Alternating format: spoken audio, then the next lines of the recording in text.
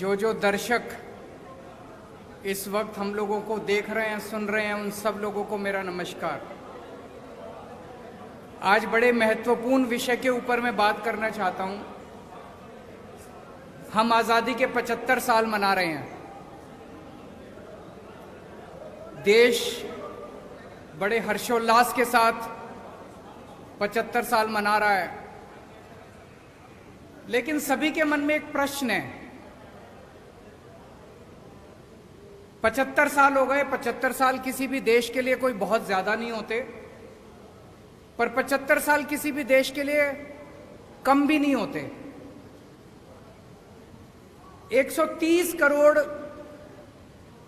भारतीयों के मन में प्रश्न है कि इन 75 सालों में कई देश हमसे आगे निकल गए, भारत पीछे क्यों रह गया? भारत आज दुनिया का नंबर 1 देश क्यों नहीं है? भारत अमीर देश क्यों नहीं है? भारत की बहुत बड़ी संख्या आज भी गरीब क्यों है? भारत के अंदर अभी भी हर बच्चे को अच्छी शिक्षा क्यों नहीं मिलती है? हमारे में किस चीज की कमी है? भारत के लोग दुनिया के सबसे इंटेलिजेंट लोग हैं।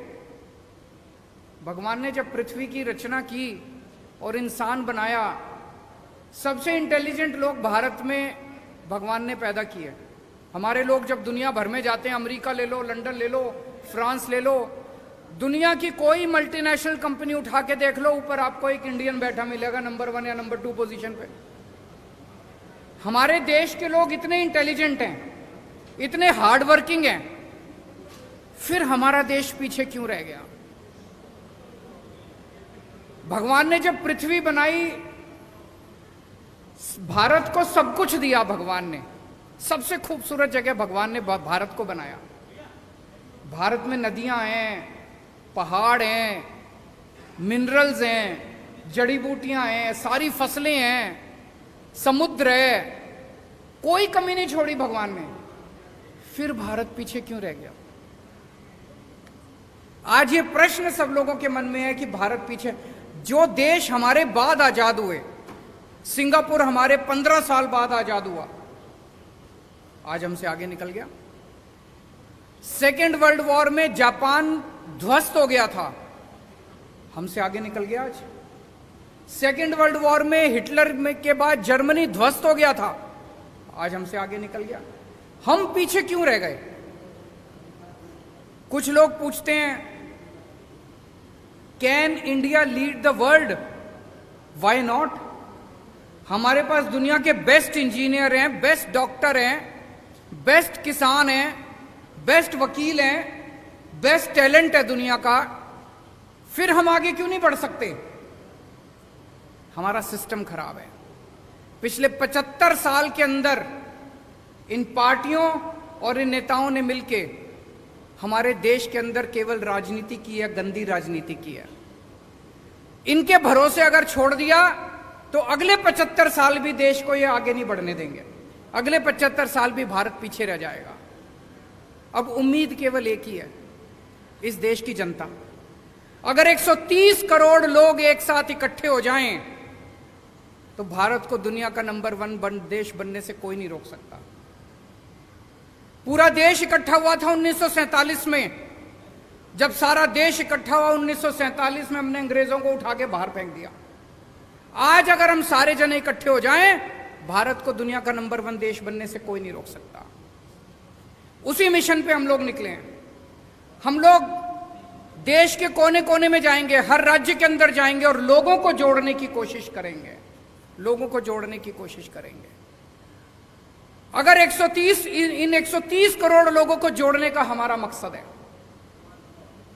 इसीलिए मेरी सभी लोगों से अपील है, चाहे आप बीजेपी के हो, चाहे आप कांग्रेस के हो, चाहे आप आम आदमी पार्टी के हो, चाहे आप इस पार्टी के हो, चाहे उस पार्टी के हो, पार्टीबाजी नहीं कर रहे हम लोग। हमारा मकसद है जनता को जोड़ना। जो जो लोग इस देश को दुनिया का नंबर 1 देश देखना चाहते हैं, आप सब लोग इस मुहिम से जुड़िए। इस मुहिम से जुड़ने के लिए इस नंबर पे मिस्ड कॉल करनी है, 9510001000। मैं दोबारा रिपीट कर दूं, 9510001000। भारत को दुनिया का नंबर 1 देश बनाने का क्या मतलब है? हमें इस देश के हर बच्चे के लिए अच्छी शिक्षा का इंतजाम करना पड़ेगा। हमें इस देश में हर भारतीय के लिए अच्छे इलाज का इंतजाम करना पड़ेगा। हमें इस देश में हर व्यक्ति के लिए बिजली, पानी, रोजगार का, हर युवा के लिए रोजगार का इंतजाम करना पड़ेगा। भाषण देना बड़ा आसान है, मैं भी भाषण दे सकता हूं, दुनिया का नंबर 1 देश बनाएंगे, लेकिन काम करना बड़ा मुश्किल है, बड़ी मेहनत करनी पड़ेगी। और इन सारी चीजों में सबसे इंपॉर्टेंट एक चीज है, वो है शिक्षा। मुझे लगता है 1947 में हम लोगों से एक गलती हुई थी। जैसे ही देश आजाद हुआ, आजाद भारत को सबसे ज्यादा तवज्जो शिक्षा पे देनी चाहिए थी। 1947 में ही हमें मिशन मोड में, वॉर मोड में, हर गांव के अंदर, हर मोहल्ले के अंदर अच्छे सरकारी स्कूल, फ्री शिक्षा, शानदार शिक्षा का इंतजाम करना चाहिए। लेकिन दुख की बात यह है कि आजादी के वक्त भी नहीं किया, और अब 75 साल के अंदर भी हमने शिक्षा के ऊपर उतनी तवज्जो नहीं दी। लेकिन अब और इंतजार नहीं कर सकता भारत। अब हमें वॉर मोड में पूरे देश के अंदर अच्छी और फ्री शिक्षा का इंतजाम करना है। मैंने आज ही चिट्ठी लिखी है प्रधानमंत्री जी को। प्रधानमंत्री जी ने अभी 5 सितंबर को ऐलान किया कि 14,500 स्कूलों को केंद्र सरकार पूरे देश में अपग्रेड करेगी। बहुत अच्छी बात है, हम बधाई देते हैं उनको। लेकिन देश में 10 लाख, 10.5 लाख सरकारी स्कूल हैं। अगर 14,500 स्कूलों को किया जाएगा तो 100 साल लग जाएंगे सारे सरकारी स्कूलों को ठीक करने में। अब भारत इंतजार नहीं कर सकता। 130 करोड़ लोग बेचैन हो रहे हैं। मेरा उनसे निवेदन है, मैंने आज ही चिट्ठी लिखी है प्रधानमंत्री जी को, कि सारी राज्य सरकारों को एक साथ लीजिए और वॉर मोड में, मिशन मोड में हम अपने 10 लाख सरकारी स्कूलों को 5 साल के अंदर ठीक करके दिखाएंगे। इसका प्लान बनाते हैं। सारे सरकारी स्कूलों को शानदार बनाएंगे। दिल्ली में हमने सरकारी स्कूलों को ठीक किया, पूरे देश के अंदर भी ठीक कर सकते हैं। हम उसके लिए तैयार हैं। जो मदद हमसे चाहिए हम उसको करने के लिए तैयार हैं। दिल्ली में हमने कम पैसे में और बहुत शानदार स्कूल बना दिए। अब पंजाब के अंदर मान साहब सरकारी स्कूलों को ठीक करने में लगे हुए हैं, वहां भी ठीक करेंगे। पूरे देश के अंदर अपने को मिलकर करने हैं। देश में इस टाइम एक गलत ट्रेंड चल रहा है। जैसे हरियाणा के अंदर मौजूदा सरकार ने लगभग 190 सरकारी स्कूल बंद कर दिए। उसके पहले की केंद्र कांग्रेस सरकार ने 500 स्कूल, 700 स्कूल बंद कर दिए। इन दोनों सरकारों ने मिलकर पिछले कई सालों में, पिछले कुछ सालों में। सरकारी स्कूल अगर हम बंद करते जाएंगे तो गरीबों के बच्चे कहां पढ़ेंगे? कहते हैं सरकारी स्कूल में बच्चे कम आते हैं, कम आने लग गए।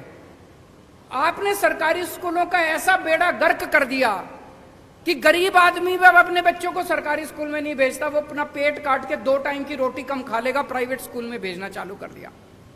आप सरकारी स्कूलों को बंद करने की बजाय उनको शानदार बना दो।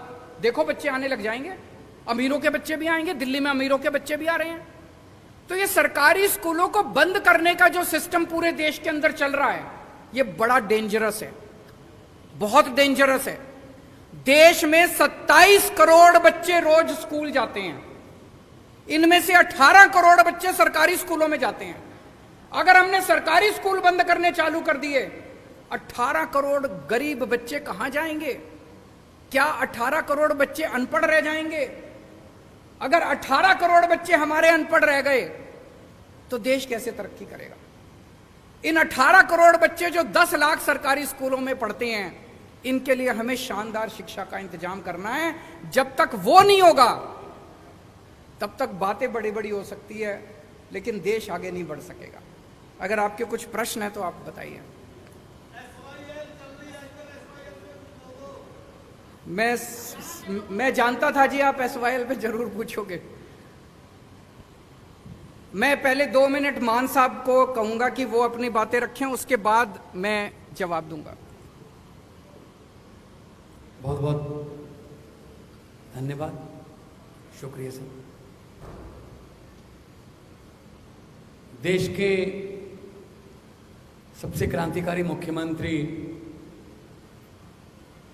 अरविंद केजरीवाल जी ने जो बातें की हैं, मुझे नहीं लगता इससे पहले किसी पार्टी ने 70 साल के 75 साल के आज़ादी के समय के दौरान ये बातें उठाई होंगी, क्योंकि उनके मुद्दे धर्म से, नफरत से, इधर उधर की बातों से भरे होते हैं। शिक्षा की बात, स्वास्थ्य की बात, बिजली की बात, इंफ्रास्ट्रक्चर की बात, ये सिर्फ आम आदमी पार्टी करती है। जब छोटे होते थे तो अकेला दूरदर्शन चलता था, तो दूरदर्शन पे एक ऐड आती थी, मिले सुर मेरा तुम्हारा तो सुर बने हमारा। और उसमें पूरे देश के सभी वेशभूषा वाले लोगों को सम्मिलित किया गया था। एक पंजाब से भी था जो ट्रैक्टर पे जाता था, कोई तमिलनाडु से भी था, कोई गुजरात से भी था, कोई बंगाल से भी था। तो पूरे देश का सुर मिलेगा तो एक सुर बनेगा। यही बात आम आदमी पार्टी कह रही है कि अगर 123 करोड़ लोगों का सुर मिल गया एक बार, तो वो सुर जो होगा वो देश को नंबर 1 बना देगा। So make India number 1।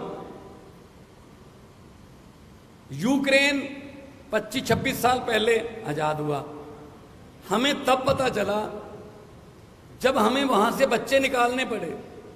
अपने मेडिकल के स्टूडेंट्स को उनकी जान बचाने के लिए उनको वहां से लाना पड़ा कि हमारे इतनी तादाद में बच्चे बाहर जा रहे हैं।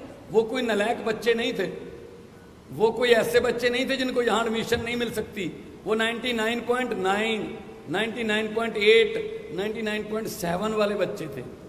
क्यों जाना पड़ा? यहाँ कोटा सिस्टम है जी, ये चेयरमैन का कोटा है, ये फलां का कोटा है, यहाँ सिफारिश चलती है, यहाँ पैसे चलते हैं। तो पेरेंट्स सोचते हैं जो काम 30 लाख में यूक्रेन में होता है वो यहाँ 3 करोड़ में होता है। तो 25 साल पहले आजाद हुआ देश हमसे ज्यादा मेडिकल इंफ्रास्ट्रक्चर में हमसे ऊपर चला गया। हम क्या करते रह गए? हम तो नारे लगाते रह गए, हम एक दूसरे को कोसते रह गए, एक दूसरे की निंदा करते रह गए। तो देश तभी बढ़ेगा जब सब ऊपर होंगे। देश तभी आगे बढ़ेगा जब सबका सुर मिलेगा। ये पोलराइजेशन, ये नफरत की राजनीति देश को आगे नहीं लेके जा सकती। पंजाब अनाज में देश को आत्मनिर्भर करने वाला स्टेट है। पंजाब के नौजवान आज भी चाइना पाकिस्तान बॉर्डर पर सीना ताने खड़े हैं। पंजाब माना गया है न्यू आइडियाज के लिए, नए इनकलाब्स के लिए। दिल्ली में इन्होंने जो शिक्षा की क्रांति लाई अरविंद केजरीवाल जी ने,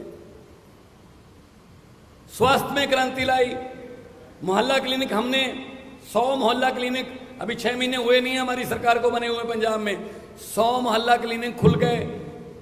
जून जुलाई से बिजली के बिल जो है 0 आने लगे। सेना में जो जवान फर्ज निभाते हुए अपनी जान कुर्बान करता है, 1 करोड़ रुपया उसको मिलता है। विधायकों को एक बार की पेंशन ही मिलेगी। एक बार विधायक बने तो बार-बार 5 बार विधायक बने तो बार-बार पेंशन नहीं मिलेगी, एक बार मिलेगी। अभी हम आने वाले दिनों में ई गवर्नेंस ला रहे हैं।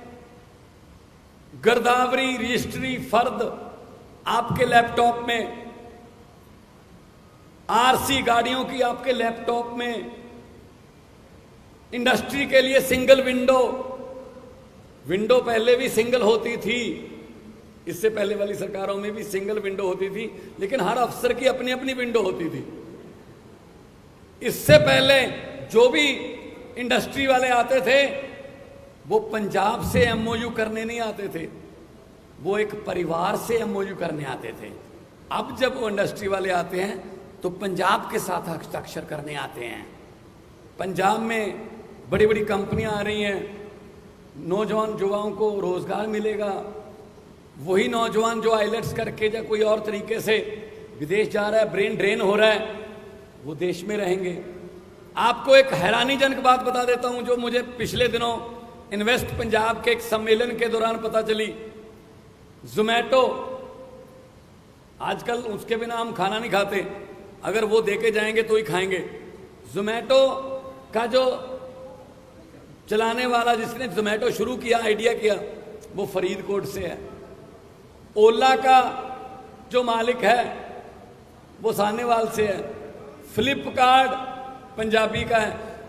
हमारे पास आइडियाज बहुत हैं, लेकिन उन आइडियाज को इंप्लीमेंट करने के लिए प्लेटफॉर्म चाहिए, तो वो प्लेटफॉर्म आम आदमी पार्टी दे रही है।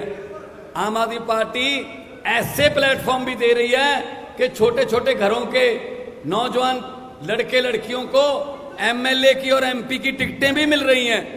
तो आम आदमी पार्टी आज देश को नंबर 1 बनाने के लिए जो भी बनता अफसर होगा, कोई ऐसी कमी नहीं छोड़ेगी आम आदमी पार्टी कि देश को नंबर 1 बनाने में कोई दिक्कत रह जाए।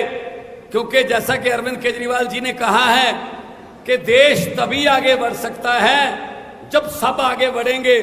ऐसे बातें करने से या कोई भाषण देने से या जुमले सुनाने से देश आगे नहीं बढ़ेगा। देश इसलिए आगे बढ़ेगा कि जब आप सब लोग साथ दोगे और भारत में कोई कमी नहीं छोड़ी। जैसा कि अरविंद जी ने कहा, भगवान ने सब कुछ दिया है, बस सच्ची नीयत वाले लोग जो देश को चलाएं उनकी थोड़ी कमी है। अगर सच्ची नीयत वाली सरकार आ जाए तो सब कुछ हो सकता है। आम आदमी पार्टी के 6 महीने नहीं हुए पंजाब में बने हुए, अभी 6 महीने नहीं हुए। सच्ची नीयत है कि हमने 8736 अध्यापकों को पक्के कर दिया, जो पिछले कई सालों से अकाली दल और कांग्रेस की सरकारों से लाठियां खा रहे थे, पगड़ियां उतर रही थी, वाटर कैनन चल रहे थे। सच्ची नीयत है तो सब कुछ हो सकता है। तो मैं आप सबका इस बात के लिए आभारी हूं। आप बहुत ही शॉर्ट नोटिस पर हमारे पास पहुंचे हैं और आपका कोई सवाल हो तो उसके जवाब देने के लिए हम लोग यहां पे उपस्थित हैं।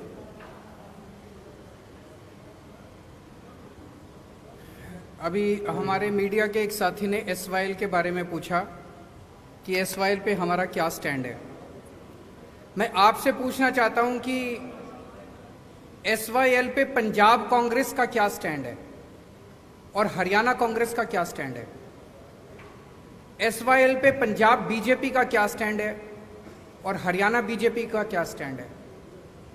पंजाब में जाते हैं ये लोग तो कहते हैं एसवाईएल बनने नहीं देंगे, हरियाणा में आते हैं ये लोग तो कहते हैं एसवाईएल लेके रहेंगे।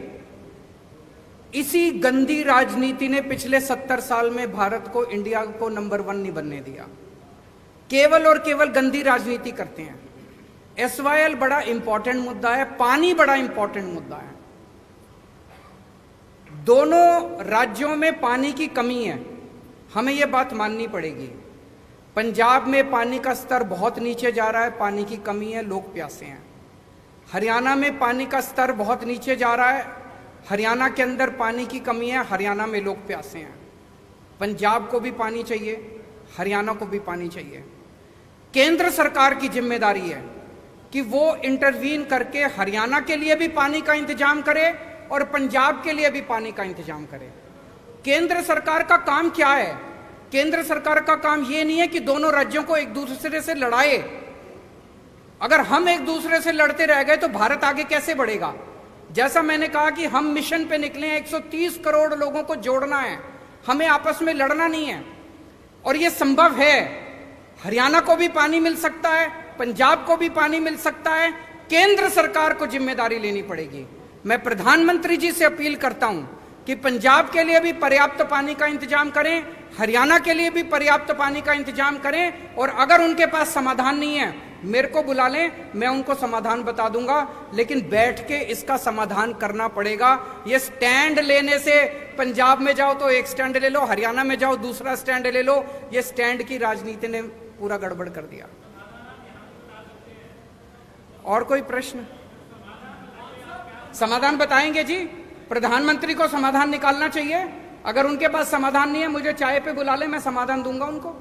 प्रेस कॉन्फ्रेंस के अंदर समाधान नहीं निकलते इन जटिल समस्याओं के। आपको मीटिंग के लिए बुलाया गया है एसवाईएल में। पहला सवाल तो ये कि आप उस मीटिंग में जाओगे। दूसरा सवाल मेरा ये है कि पंजाब के कर्मचारियों को इस महीने की अभी तक तनख्वाह नहीं मिली। करीब एक हफ्ता ऊपर जा चुका है जब उनको तनख्वाह उनकी मिल जाती है। आपका पहला सवाल है, अगर हरियाणा के मुख्यमंत्री और पंजाब के मुख्यमंत्री की कोई मीटिंग केंद्र सरकार की, जो कहते हैं कि केंद्र सरकार ने कहा है कि दोनों मीटिंग कर लें, हम मिलने को तैयार हैं, मुझे मिलने में कोई हर्ज नहीं है। लेकिन जैसा कि अरविंद जी ने कहा, केंद्र सरकार का ये फर्ज बनता है कि वो इस समस्या का समाधान करे, ना कि दोनों को मीटिंग में बिठाकर उसके बाद बाहर आकर अपने अपने वक्तव्य देने के लिए उनको छोड़ दें। तो मैं Punjab as a head of the state in Punjab, मैं जाने के लिए तैयार हूं। मुख्यमंत्री साहब हरियाणा के आए, बातचीत करेंगे, लेकिन कम से कम केंद्र सरकार जो है वो बाकी कामों के लिए राज्यों पर बहुत कुछ थोपती है। आप ये नहीं कर सकते, जीएसटी ये नहीं कर सकते, आप ये नहीं कर सकते, ये नहीं कर सकते। तो केंद्र सरकार जो है वो पंजाब का पानी पूरा कर दे पंजाब के पास, और हरियाणा का पानी भी पूरा कर दे। हरियाणा में भी जैसा कहा कि दोनों भाई हैं छोटे, हरियाणा छोटा भाई है, पंजाब बड़ा भाई है। तो हमें लड़ाने की बजाय वो समाधान निकालें। दूसरा, आज शाम तक वो जो हमारे एम्प्लॉइज़ की कुछ तनख्वाह रहती है वो मिल जाएगी, क्योंकि हमने पॉजिटिव राजनीति की है, हमने मुलाजम पक्के किए, हमने भर्ती की, और हमने शुगर केन वाले जो गन्ना मुलाजम थे पिछले कई सालों से धरने दे रहे थे, उनके पैसे भी आज ही जा रहे हैं। 94.98 करोड़ आज ही जा रहे हैं। आज शाम को तनख्वाह भी मिलेगी। हमने खजाने में जितने भी पैसे आते हैं हमने लोगों के लिए खोल रखे हैं। हम कर्जा भी नहीं लेते, लेकिन लोगों को हम कोई कमी भी नहीं छोड़ेंगे। और इस बार 23% जीएसटी की कलेक्शन बढ़ी है, और जितना टैक्स आएगा हम इंफ्रास्ट्रक्चर के रूप में, हम स्कूलों के रूप में, सस्ती बिजली के रूप में, हम सड़कों के रूप में, अच्छे स्कूलों के रूप में, मोहल्ला क्लिनिक के रूप में लोगों पर ही खर्च करेंगे।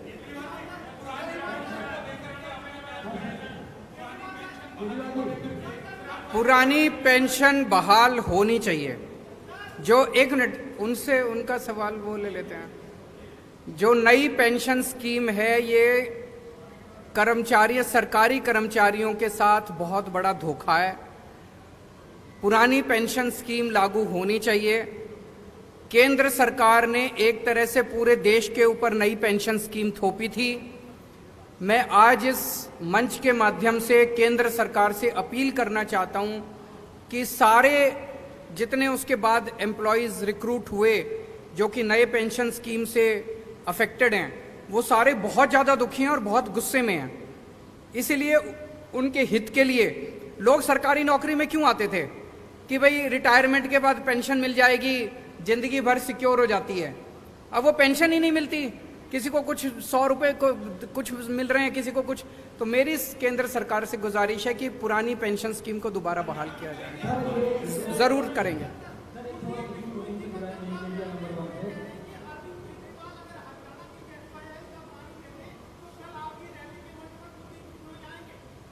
कुलदीप बिश्नोई की जरूरत ही नहीं हमको।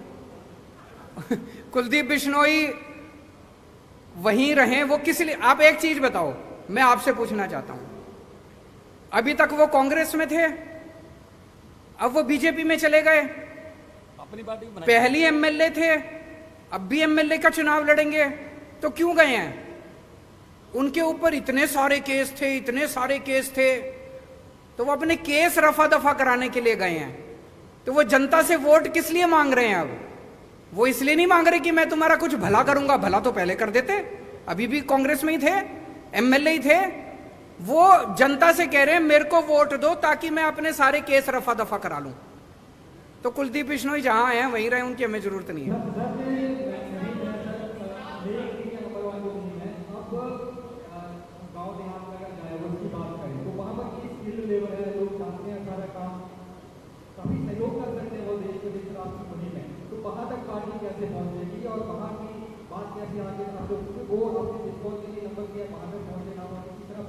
बहुत अच्छा आपका प्रश्न है। इसमें युवाओं को बहुत बड़ी भूमिका अपनानी पड़ेगी। जिस दिन युवा इकट्ठे हो जाते हैं उस दिन किसी भी देश के अंदर क्रांति आ जाती है। इसलिए मैंने एक नंबर जारी किया है।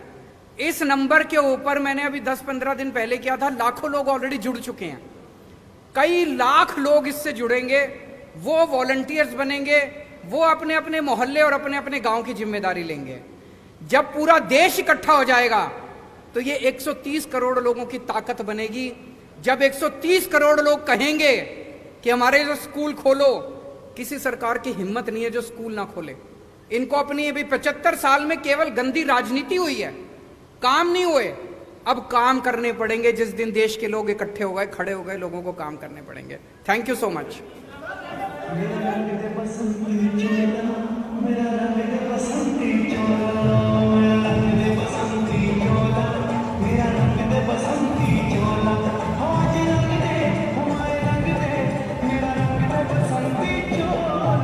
ਅੱਜ ਦੇ ਯੁੱਗ ਵਿੱਚ ਸਾਡਾ ਘਰ ਬਿਨਾਂ ਇਲੈਕਟ੍ਰੋਨਿਕ ਅਪਲਾਈਐਂਸਿਸ ਤੋਂ ਪੂਰਾ ਨਹੀਂ ਹੁੰਦਾ। Mobile phone, TV, AC, fridge, washing machine. ਜੇਕਰ ਤੁਸੀਂ ਵੀ ਆਪਣੇ ਘਰ ਅਤੇ ਆਫਿਸ ਲਈ ਕੋਈ ਇਲੈਕਟ੍ਰੋਨਿਕ ਪ੍ਰੋਡਕਟ ਲੈਣਾ ਚਾਹੁੰਦੇ ਹੋ ਤਾਂ ਗੁਪਤਾ ਰੇਡੀਓ ਤੋਂ ਬਿਹਤਰ ਕੋਈ ਨਹੀਂ। ਗੁਪਤਾ ਰੇਡੀਓ ਤੁਹਾਡੇ ਲਈ ਲੈ ਕੇ ਆਇਆ ਹੈ world leading brand with best technology product ਜੋ ਤੁਹਾਡੀ ਲਾਈਫ ਸਟਾਈਲ ਨੂੰ ਬਣਾਏ ਆਸਾਨ ਤੇ ਸੁਵਿਧਾਜਨਕ। ਗੁਪਤਾ ਰੇਡੀਓ ਅਜਨਾਲਾ ਤੋਂ ਤੁਸੀਂ ਲੈ ਸਕਦੇ ਹੋ ਹਰ ਤਰ੍ਹਾਂ ਦੇ ਪ੍ਰੋਡਕਟਸ ਜਿਵੇਂ AC, cooler, refrigerator, LED, smart TV, mixie, RO, प्रेसा, चिमनियां, CCTV, ਉਹ ਵੀ ਆਪਣੇ ਪਸੰਦੀਦਾ ਬ੍ਰਾਂਡ ਮਿਟਸੂਬਿਸ਼ੀ, ਹਾਇਰ, ਲॉयड, ਹਿਟੈਚੀ, ਓ ਜਨਰਲ, ਗੋਦਰੇਜ ਤੇ ਸੁਜਾਤਾ ਦੇ ਵਿੱਚ ਗੁਪਤਾ ਰੇਡੀਓ ਤੁਹਾਨੂੰ ਦਿੰਦਾ ਹੈ 0% ਵਿਆਜ ਦੀ ਸੁਵਿਧਾ। ਕਿਸੇ ਤਰ੍ਹਾਂ ਦੀ ਜਾਣਕਾਰੀ ਲੈਣ ਲਈ ਹੇਠ ਲਿਖੇ ਨੰਬਰ ਤੇ ਸੰਪਰਕ ਕਰੋ। ਪੰਜਾਬ ਦਾ ਹਰ ਮੁੱਦਾ, ਹਰ ਖਬਰ ਸਭ ਤੋਂ ਪਹਿਲਾਂ ਵੇਖਣ ਲਈ ਜੁੜੋ ਸਾਡੇ ਚੈਨਲ PGA ਇੰਡੀਆ ਨਿਊਜ਼ ਦੇ ਨਾਲ। ਲਾਈਕ ਕਰੋ ਸਾਡਾ ਫੇਸਬੁੱਕ ਪੇਜ, ਸਬਸਕ੍ਰਾਈਬ ਕਰੋ YouTube channel PGA India news.